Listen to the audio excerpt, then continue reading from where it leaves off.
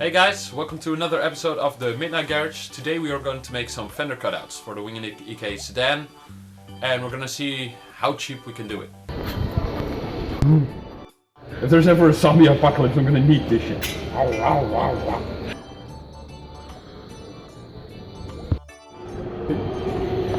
Right, so here's where we're going to cut it. The top part is perpendicular to the bumper and the bottom part is the bottom of the straight part. So we can cut it and fold it in easily. And the first thing we need to do is remove the side skirts, and then the bottom part we're going to leave the fender on because we're lazy like that.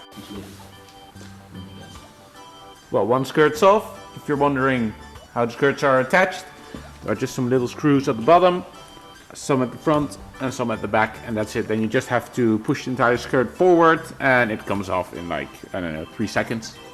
Alright, time to cut. Must not ruin the shoes. Safety first, people.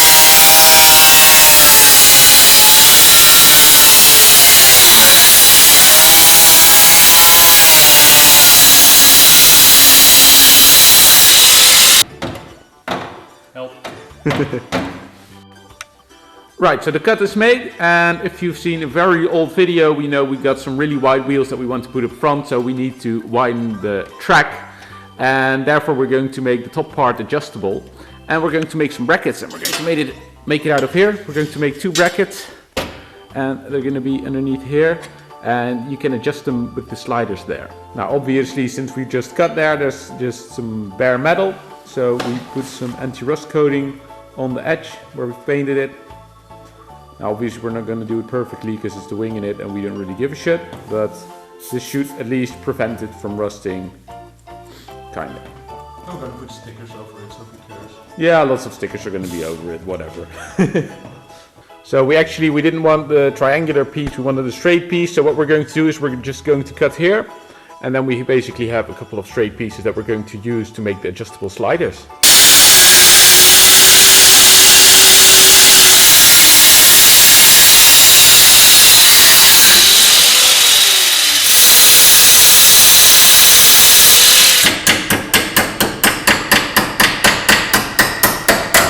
Well, these are the brackets we've made so far. We're going to paint it first, but I'll show you how they work. We're going to rivet these and these sides. This side is going to the chassis, this side is going to the fender.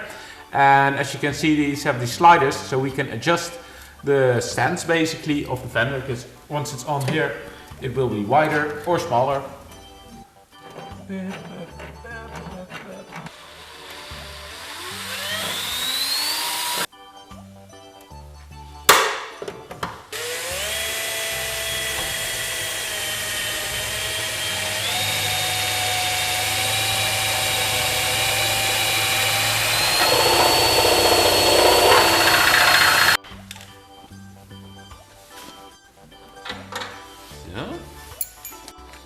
So we've just riveted it on there. Here you can see the bracket. Obviously we can now slide it further out so we can put wider wheels on it, or we can slide further back in to make it flush with the door. Well, you can leave it as is, but you can also reuse the bottom part as well and then fold it inwards to create a duct, and that's what we are going to do. Well, Boyd wants to keep the bottom part of the fender, so we're going to make a cut here, all the way until here, so we can kind of fold it in. And because this part would probably hit the tires if it's folded in, we're going to make a cut here as well.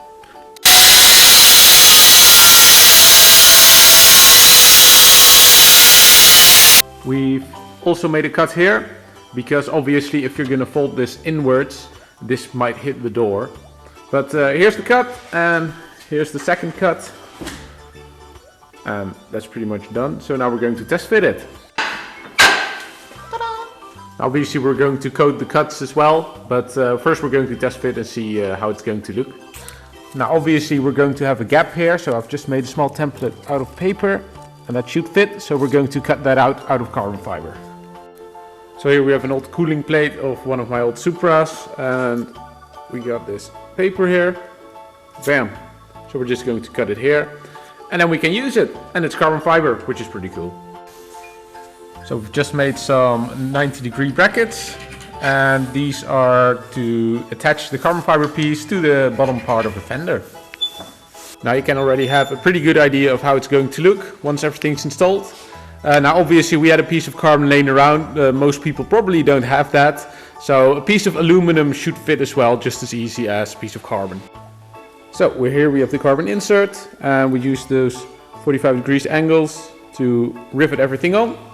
And now we can just put it, well, basically on the other side there. Well, the skirts are back on and it's time to roll the car outside.